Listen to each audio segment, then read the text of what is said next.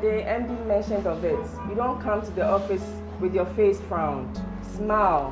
When customers are coming in, let them see a broad smiling face.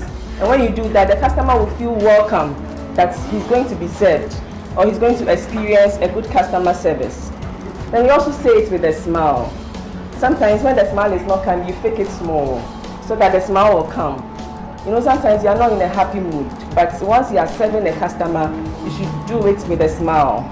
Then also avoid using slangs. There are some people, they want to show that they are from America. Meanwhile, somebody is from the village and coming to do insurance. So you should go down to the person's level and speak with that person. Don't portray yourself as somebody who you are not, okay? We move on to being honest to the client. Sometimes, because we want insurance business, we go all out or we go to all ends to even lie to the customer. It's not right. As a company, you must behave ethically or professionally. So you have to be honest to the client. And also give the customer a reason not to lose interest or trust in the company. When you lie to the customer, we always talk about utmost good faith.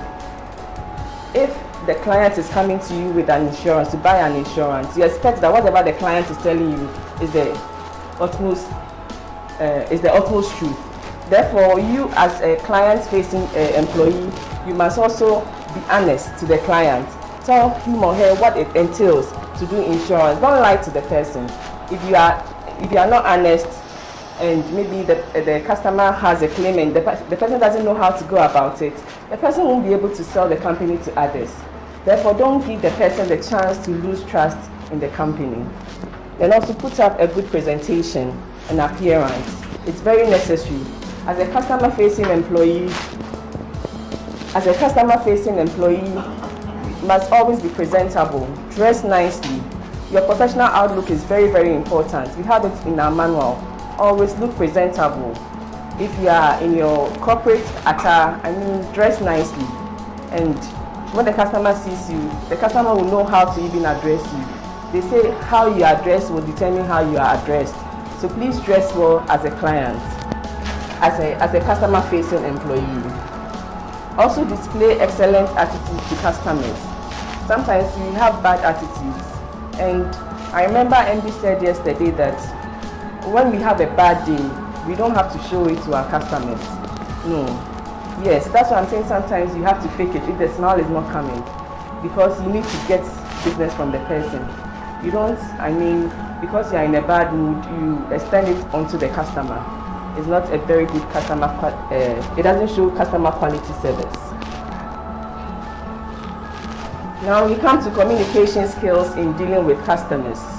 Avoid saying no or I can't to customers. Sometimes they need certain information. You just come out, I don't know. No, I can't do it. It's not right. If you don't have the information, at least find out.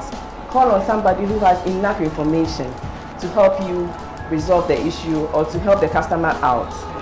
And also avoid using inappropriate language to customers. Sometimes you are very rude. Even the customer is not rude, but you, the individual serving the customer, is rude to the customer. Do you think if the person experiences such attitude, the person will come back again to do business with you? I don't think so. So you should avoid using inappropriate language to customers. And also employ excellent listening skills. Listening skills is an act that we all have to learn.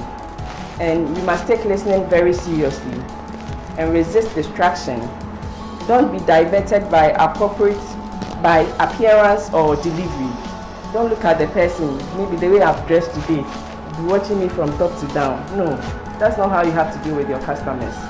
Then also suspend judgment. Don't be in a position to, judge the person. You must develop note-taking skills. As the customer is trying to get information from you, or as you are relaying information to the customer, you can jot down some points. It will help you in the act of listening. And also use language that the customers understand. I remember, I think 2 months ago when I was in Tamale, I happened to be in MTN office, and You know this, they were about to block the numbers that have not been registered. So a lot of people were there in the MTN office, and the customer who was serving me, I noticed that he was speaking the native language of the people around. That's what we have to do. Sometimes when people come here, they don't understand English. You have to go down to their level and speak maybe the language that they understand. It could be Ga, it could be Chi, it could be Ewe. If you do that, the person feels at home. The person feels that you are we are from the same place, or the person will be okay to, work with you or to communicate with you. So please, let's use languages that our customers understand. And if the person doesn't understand any of our local languages, the best language is to go the English way. Okay? Alright. And also display appropriate body language. Sometimes some people can read your body language. You don't know the person sitting right in front of you. Maybe the person is a psychologist. As you talk to him or her, he is monitoring you, reading you, and reading meaning into the kind of body language you are putting out. So please, let's display appropriate body language when we are dealing with our customers. And we also have to display empathy to show customers that you understand. Showing empathy is being in the shoes of the customer. Sometimes a claim comes and it's very difficult for the customer to understand the whole situation. The person knows that, oh, I've done insurance. Oh, I know that when I have an accident, the company will, buy a new car for me. Maybe the person did third party and didn't know that third party, you don't, pay back or buy you a new car. You have to let the person understand. So you should be in the shoes of the person and let the person understand. Oh, maybe the person's car had a fire outbreak on the way, and maybe the person has a third party. The person thinks that he or she has done insurance, so the company or the insurance company is going to help him get a new car.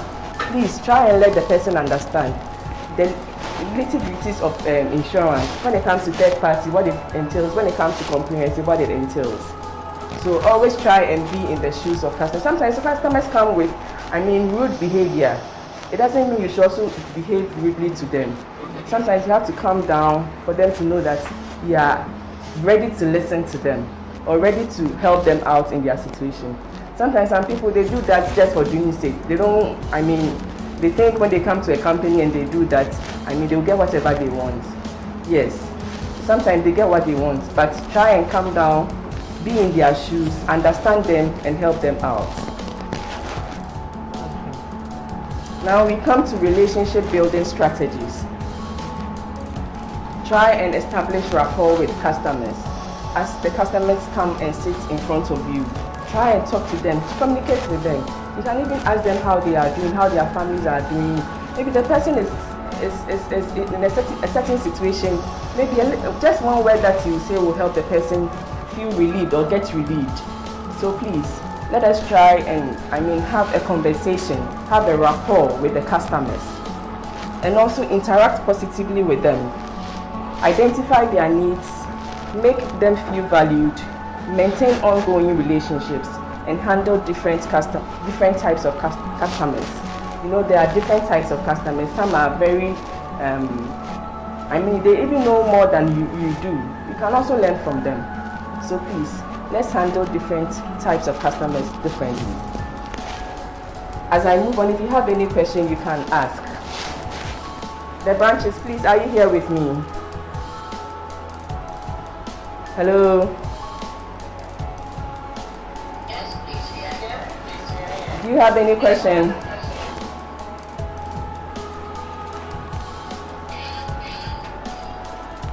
Or I should move on? Okay. Now we come to face-to-face and telephone contact. When customers come in, you have to greet them appropriately as they walk through the door. Maybe you are here, you are in the underwriting hall and the customer is coming through the door. You raise your head. Hello, how are you? Oh, hello, please, you can have a seat. It's nice. It makes the customer feel welcomed. And you also help the customer feel welcome by doing that. Also, end customer interaction on a positive note.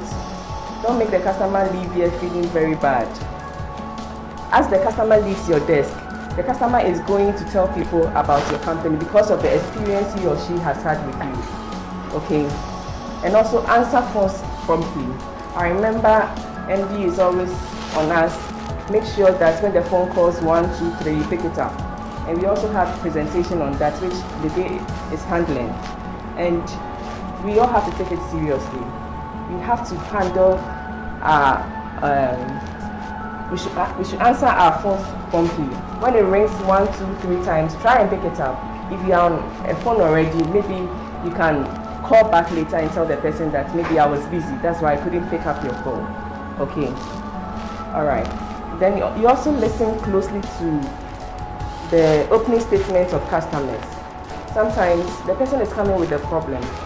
As the person sits in front of you, the first thing that comes into the person's mind is to share his or her problem with you. What do you do as a customer-facing employee?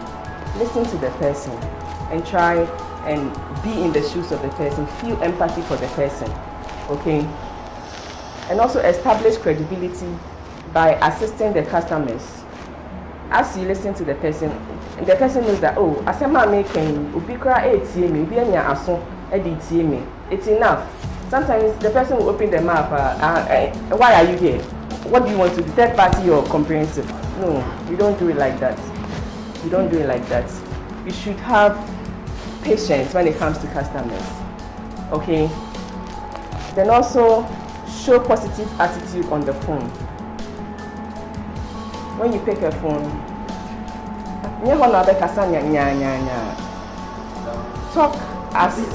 talk as you are a corporate person. Hello, Priority Insurance, please can I help you? That's how you have to talk on the phone. Okay? You don't take the phone. What's the thing? It's not nice. Especially when somebody mistakenly calls you. Hey, your wrong number, make your own thing. It's a wrong number. So please, we need to exercise patience when dealing with customers on the phone. Okay? Alright. Then you give customers full attention. It's very necessary. If the customer is talking to you on the phone, don't have divided attention. Pay attention to what the customer is saying. Person may say something that is very relevant, but because maybe you are not paying attention, you will not get what the person is trying to come across or is telling you. So please, let's give full attention to our customers. Okay, these are steps to resolve service breakdown whenever we have service breakdown. These days we've been having internet issues. You'll be there and then the internet is going off. How do you deal with your customers? Sometimes you are not an expert, but try and find out the reason why there's a service breakdown, so that when a customer comes, you know how to maneuver the situation. Find something nice to tell the person. Then also identify the root cause of the problem. That's the work of the IT. They will troubleshoot and find out what the problem is and be able to come out with a solution or rectify the situation. And the problem has to be acknowledged. When you have an issue, let the customer know we are sorry. We are sorry for the inconvenience we have caused you. Don't leave it like that, thinking that the person knows that the internet is awful. We have a service breakdown.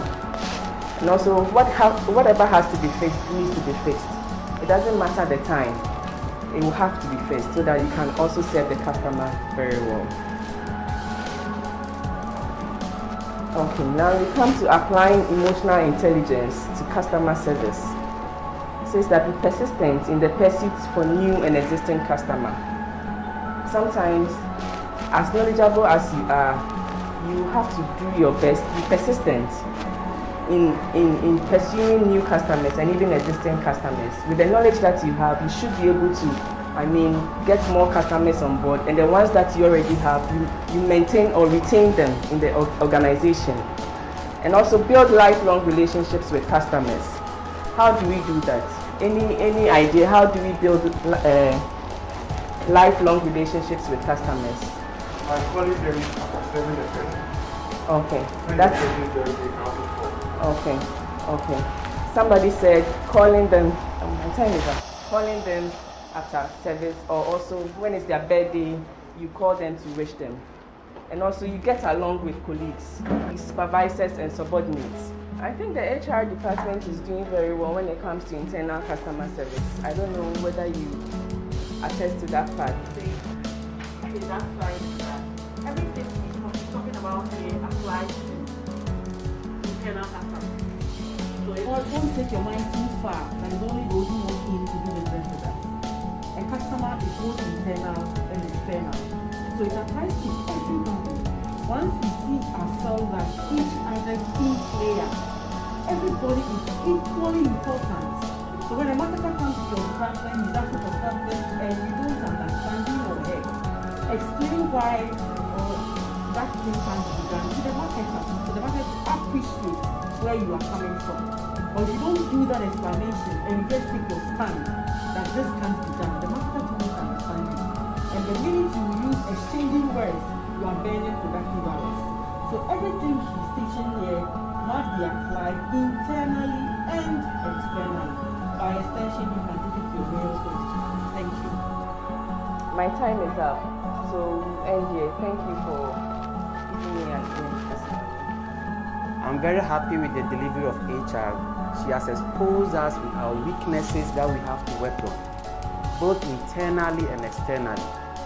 Tomorrow she's going to continue and also recapitulate what she has said today for all of us to follow.